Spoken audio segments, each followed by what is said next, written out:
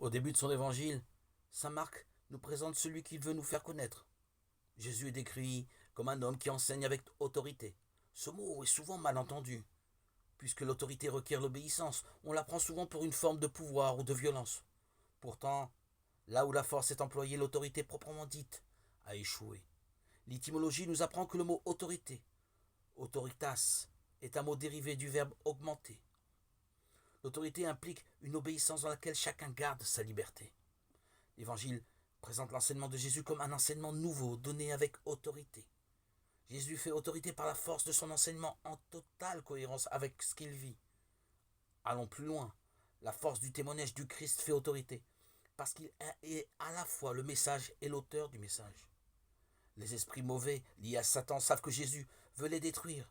Jésus est celui qui est venu anéantir les démons.